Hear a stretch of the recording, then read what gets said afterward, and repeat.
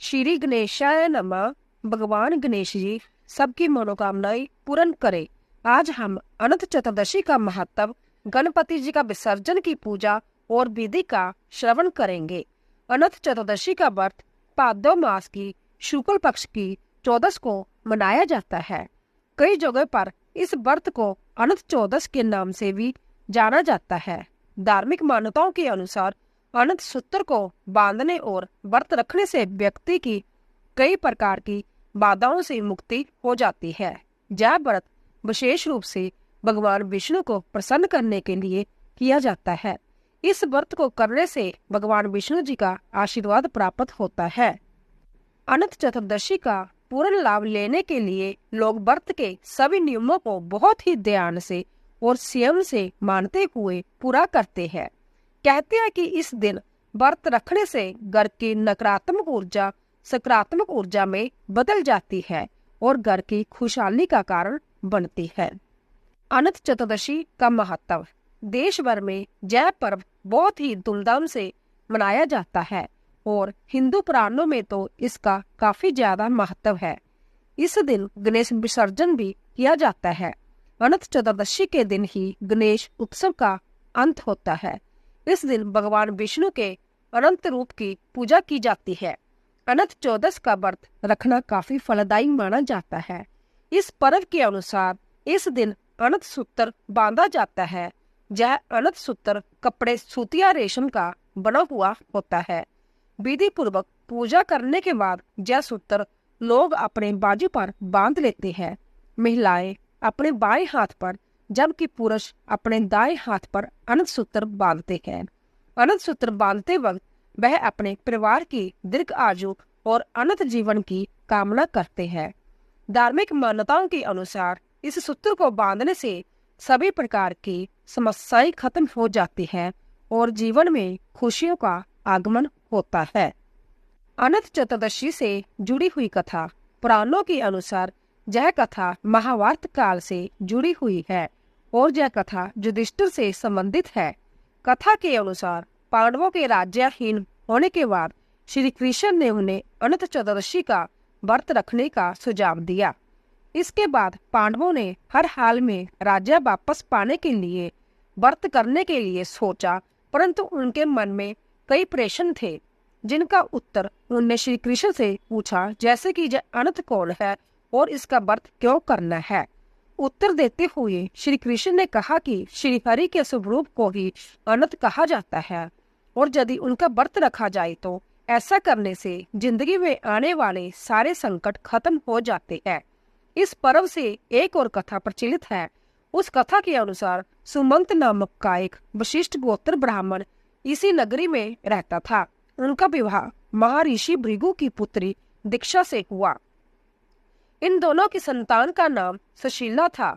दीक्षा की जल्दी ही मृत्यु हो गई, इसीलिए सुमंत ने कर्कशा नामक कन्या से विवाह कर लिया।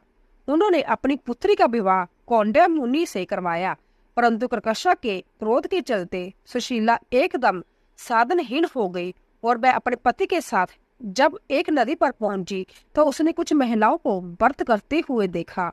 उसने भी अपनी समस्याओं का निवारण के लिए चतुर्दशी व्रत का रखना शुरू कर दिया।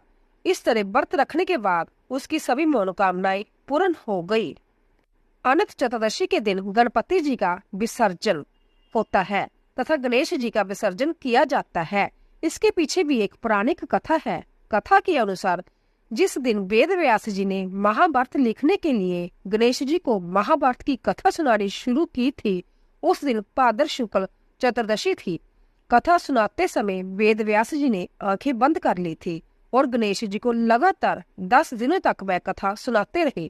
गणेश जी का काम कथा लिखना था और वह लगातार 10 दिनों तक लिखते रहे। 10वें दिन जब वेद व्यास जी ने आंखें खोली तो उन्होंने देखा कि एक जगह बैठकर लगातार लिखते लिखते गणेश जी के शरीर का तापमान काफी ज्यादा बढ़ गया था। ऐसे में वेद व्यास जी ने गणेश जी को ठंडक प्रदान करने के लिए ठंडे जल में डुबकी लगाई।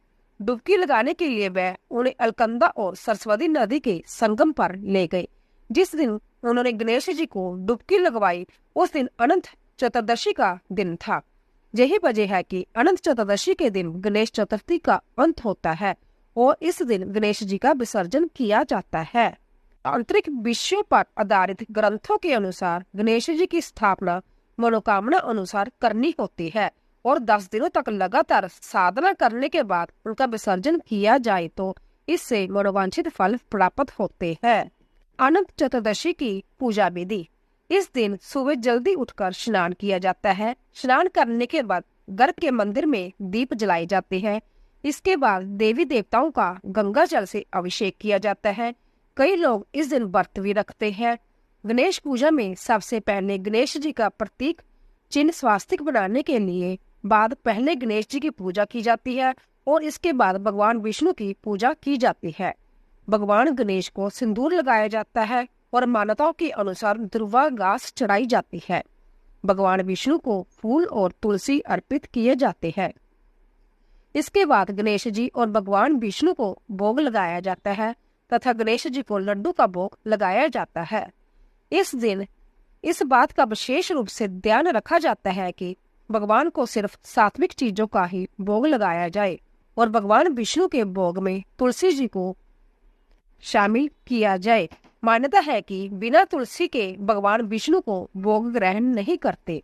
इस दिन भगवान विष्णु के साथ साथ माता लक्ष्मी जी की भी पूजा अर्चना की जाती है। पूजा सामग्री के लिए भगवान गणेश की प्रतिमा, लाल कपड़ा, दरवा, जनेऊ, कलश, नारियल, पंचामृत, पंचमेवा, गंगा जल, रोली मोली, लाल, श्री विष्णु जी का चित्र अथवा मूर्ति, पुष्प, नारियल, सुपारी, फल, लौंग, धूप, दीप, देसी घी, अक्षत, तुलसी दल, चंदन, मिष्टान का इस्तेमाल पूजा के दौरान किया जाता है।